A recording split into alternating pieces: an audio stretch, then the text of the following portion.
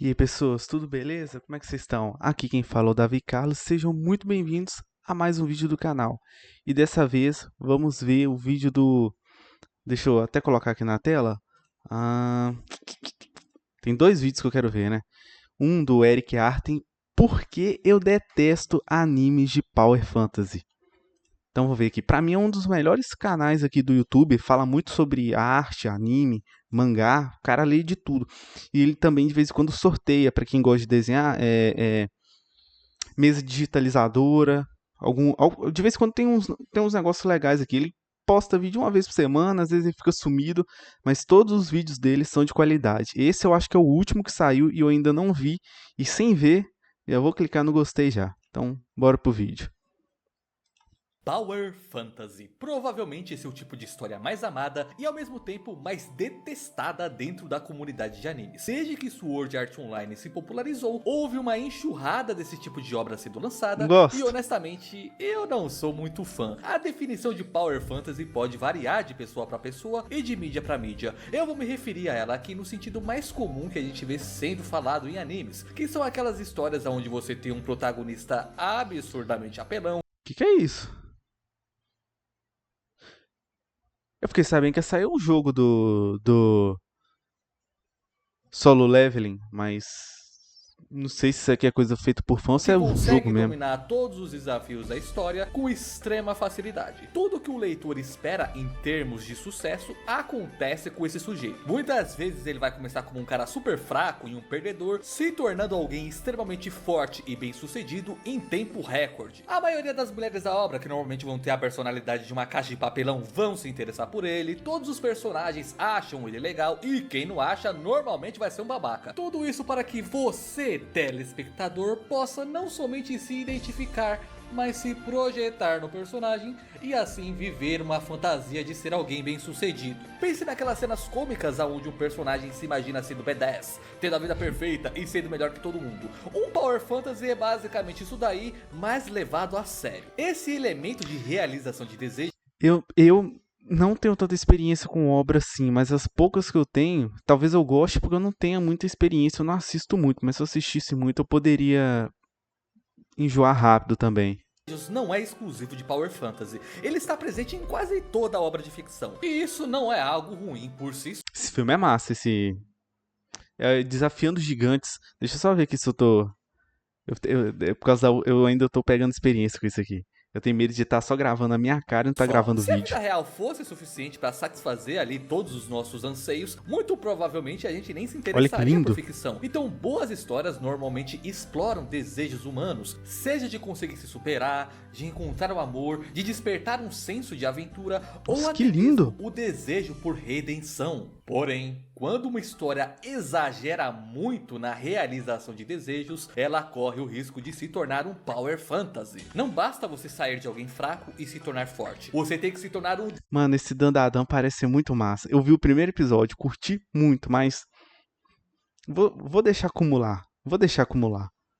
Deus absoluto que humilha todos os adversários. Não basta você ser alguém desajeitado que acaba encontrando o amor na pessoa mais improvável. Nada disso. Todas as fêmeas do planeta Terra têm que sentir atração por esse cara. Na minha opinião pessoal, isso é quase uma corrupção da realização de desejos de uma narrativa normal. ReZero é uma obra que ensina bem como você não Mano, não.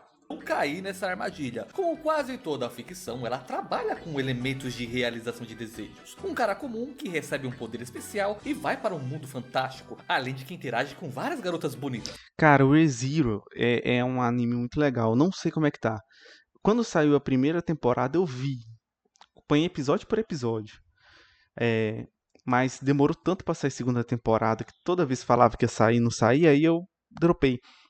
Hoje em dia não seria um tipo de anime que me interessa, sabe? Eu posso estar falando. Eu não sei, cara, eu não sei. Mas o episódio dele. É porque ele gosta dessa menina aí, essa de cabelo branco, né? Mas tinha um episódio dele focado nele com essa menina de cabelinho azul, cara. Era de cortar o coração, era muito bom. Aí no final você achava que aconteceu alguma coisa e aí. Nossa, velho. Muito bom mesmo. Cortava o coração. Qualquer um gostaria de ter isso, né? Mas ReZero não cai na arapuca do Power Fantasy. Pra começar, que o Subaru não é o personagem mais forte da obra. Não é. Na verdade, ele é mais fraco e burro do que quase todo mundo que ele interage, precisando sempre da ajuda de outras pessoas pra conseguir vencer os inimigos. Ele recebe sim um poder apelão, mas essa habilidade dele tá mais pra uma maldição do que uma bênção. Ele pode voltar no tempo e assim corrigir os seus erros do passado e salvar pessoas. Porém, ele tem que morrer de maneiras extremamente dolorosas e desagradáveis, carregar vários traumas e não pode contar pra ninguém sobre isso. Além disso, ele não é um mero avatar pro público se projetar. Ele é mais um protagonista pra você se identificar do que um mero avatar em si, já que ele tem uma personalidade extremamente bem definida e humana. E além disso, Sim, isso é que é o legal desse protagonista, porque ele não, ele falou que ele é burro, mas ele é burro nas coisas que ele faz nesse mundo, mas tipo assim, ele é um cara safo, entendeu? Aí ele vai pra esse mundo de ficção, aí ele já imagina, ele jogou RPG, jogou outras coisas, então ele já sabe mais ou menos como vai ser esse mundo. Entendeu? Então ele não é totalmente burro. Ele é burro pra fazer algumas coisas pra impressionar os outros, mas a personalidade dele é tão humana quanto a do. É uma comparação extrema. Quanto a do Shinji, do Evangelho. É porque o Shinji é humano. Tipo assim, a gente critica quando assiste. Mas se a gente tivesse na situação dele, a gente ficaria igual.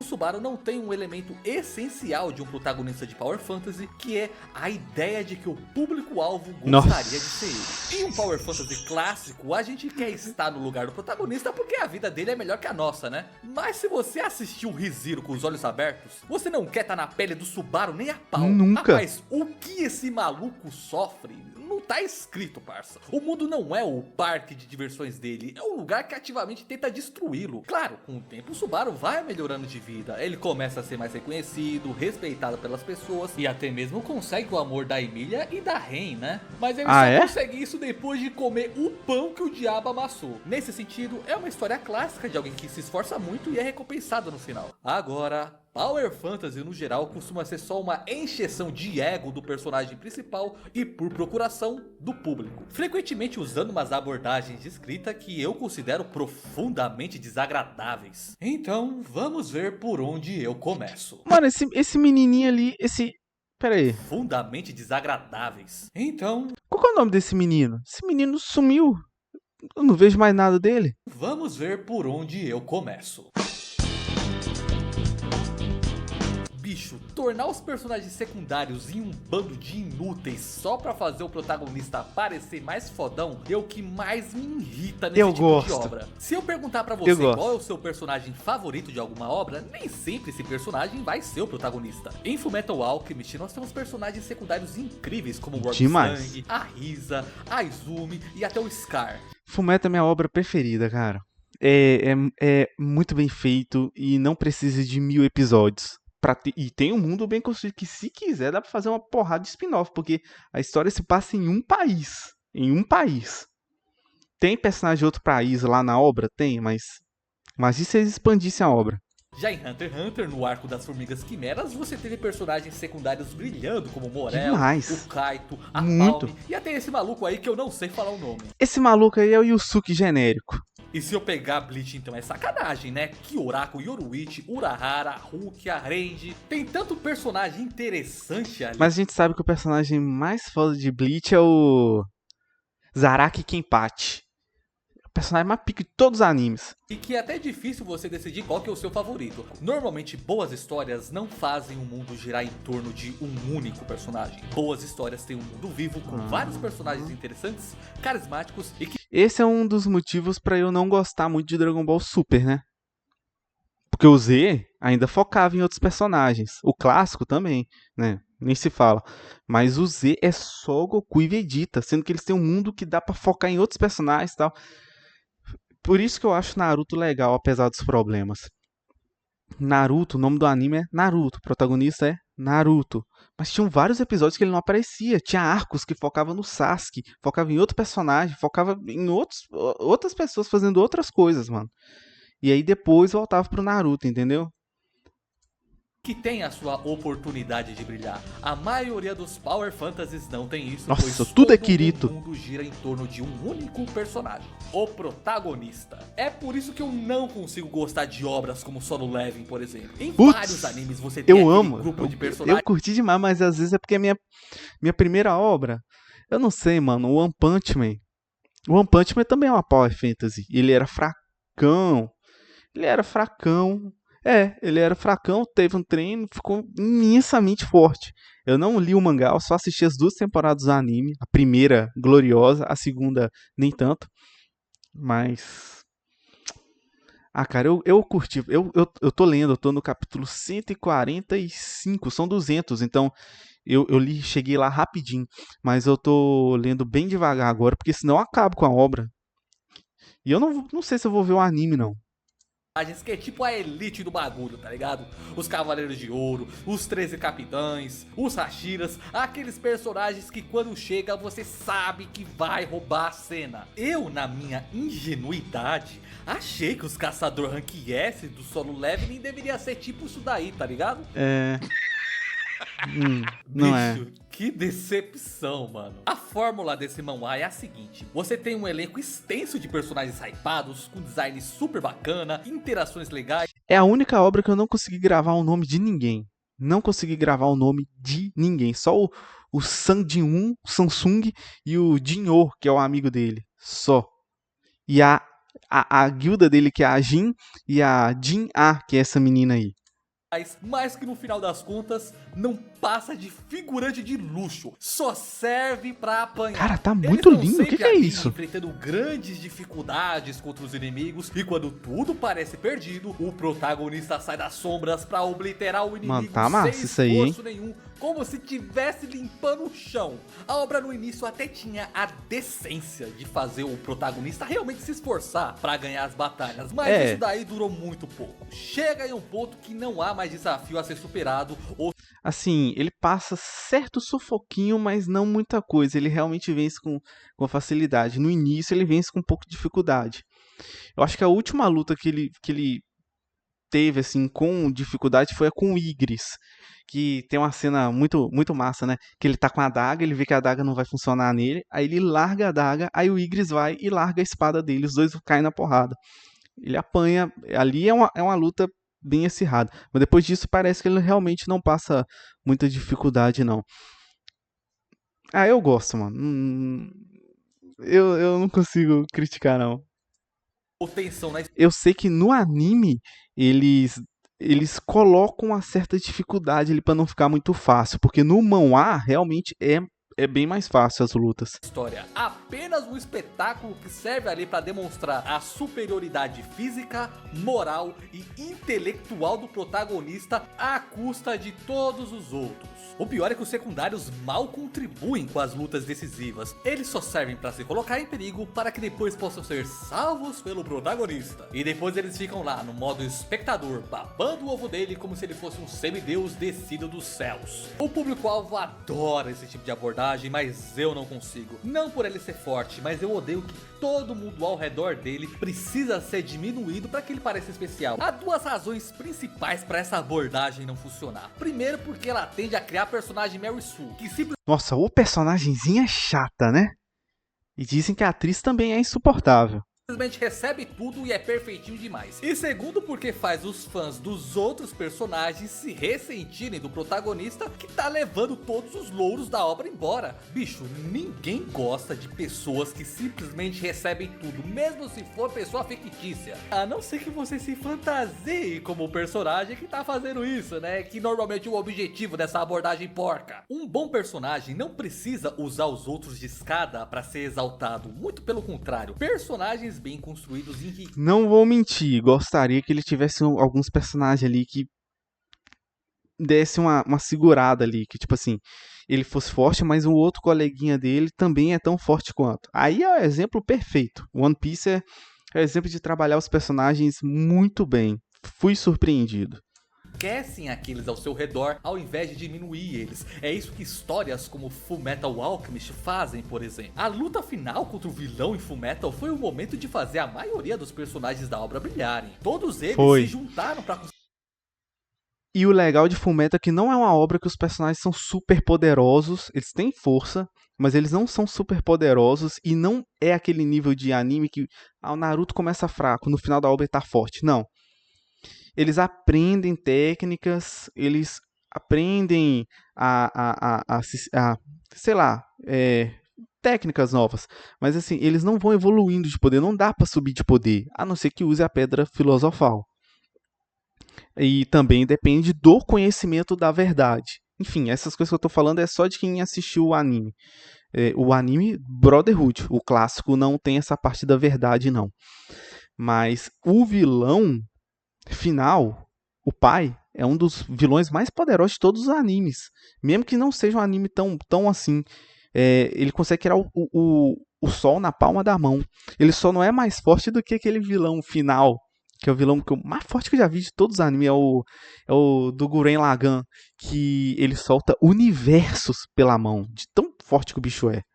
Conseguir derrotar a ameaça final, até mesmo figurantes sem nome. Você tinha ali personagens que eram mais fortes que outros, porém todo mundo teve a sua contribuição para aquele confronto. O Roy Mustang, por exemplo, estava cego, então ele estava nerfado. Com a ajuda da Risa para dizer em qual direção ele precisava lançar chamas. O Se ele não tivesse cego, resolvia mais rápido. Zika do pai do Edward tancava a maioria dos ataques que podia matar todo mundo de uma vez só. Todos os combatentes físicos se juntavam para meter porrada no vilão e assim desgastar a pedra filosofal dele. E o rabo do protagonista é salvo por um monte de figurante que nem nome tem. E no final das contas, um dos personagens que mais contribuiu com a luta não foi nem o protagonista, foi o Ganância, um personagem secundário que transforma o corpo. Que no início era vilão, depois vira um anti-herói.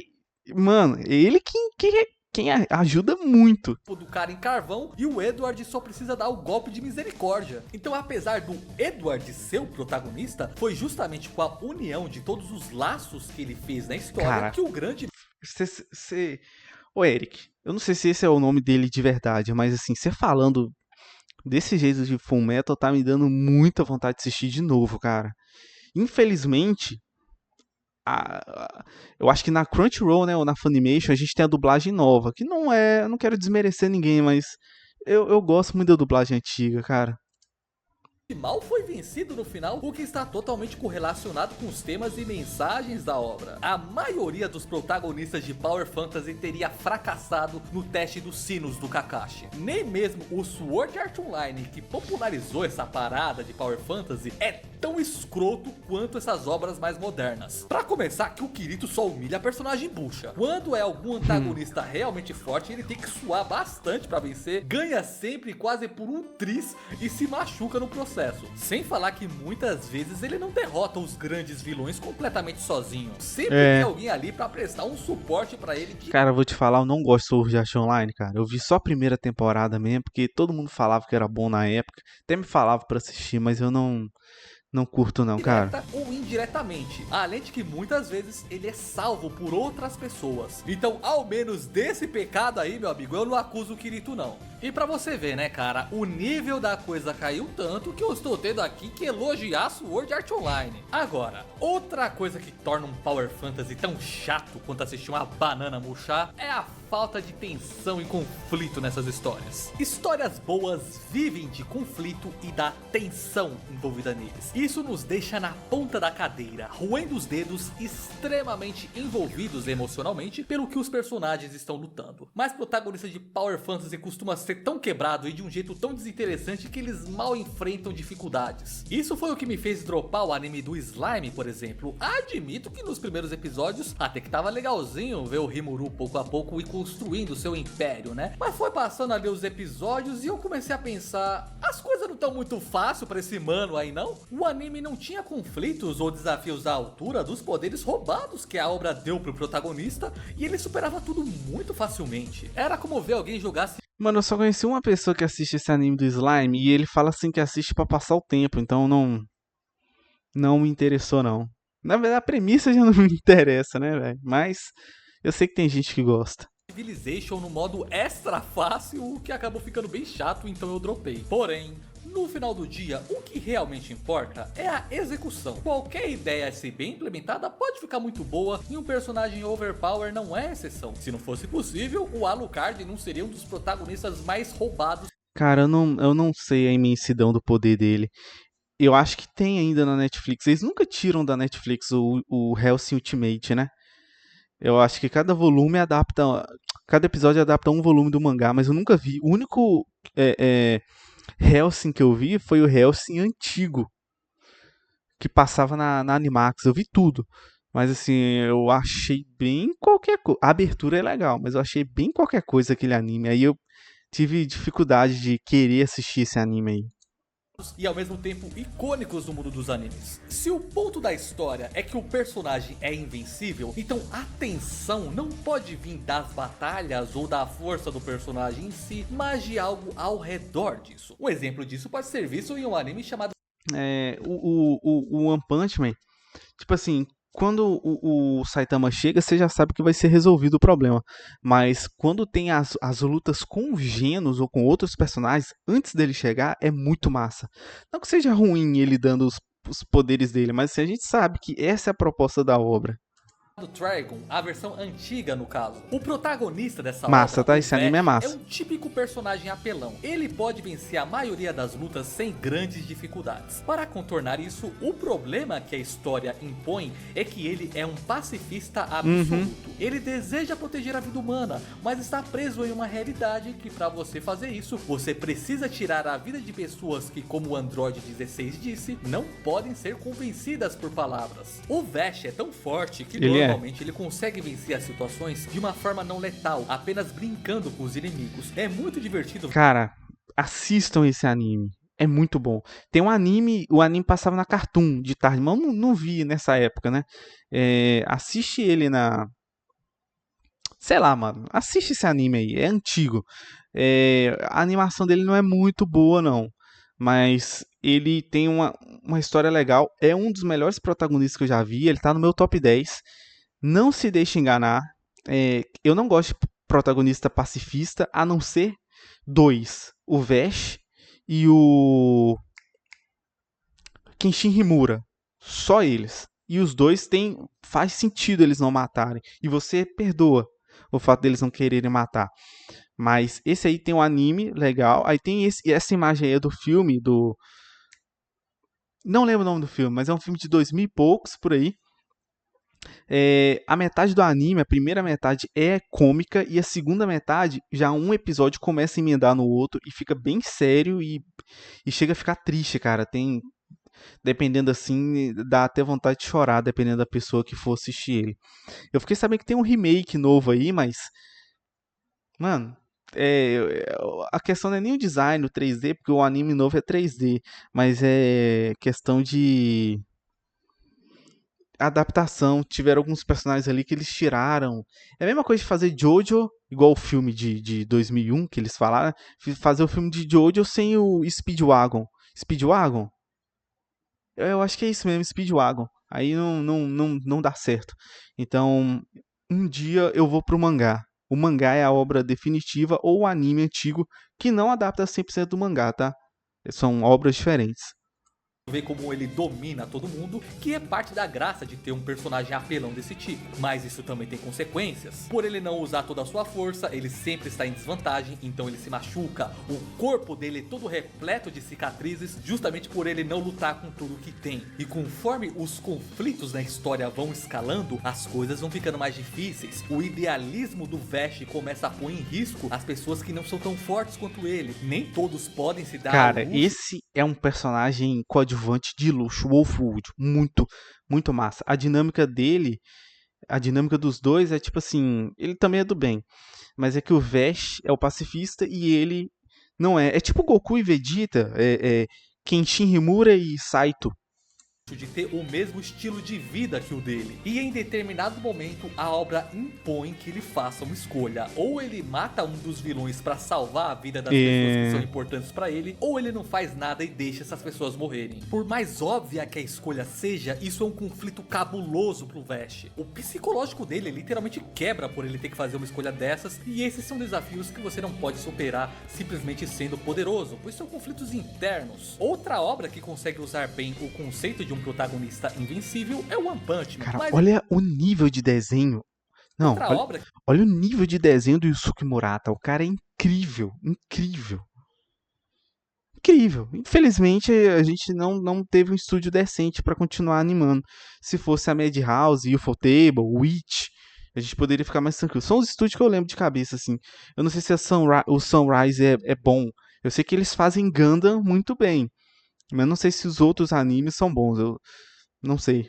Que consegue usar bem o conceito de um protagonista invencível é o One Punch Man, mas isso aqui é usado como sátira. A ideia da história é que assim que o Saitama entra em batalha, a luta acabou. Mas a obra não vai criar conflito nessa área onde o Saitama já é bom. Os seus conflitos são mais internos, sobre como ele nunca consegue encontrar um oponente digno, sobre como ele se sente entediado e deprimido por conta do quão forte ele se tornou, além de que comicamente ele nunca é reconhecido pelos seus feitos. Esses são problemas que ele não pode resolver simplesmente dando um soco. As lutas épicas são deixadas para um vasto e carismático elenco de personagens secundários. Olha a musculatura desse cara. Olha o shape desse cara.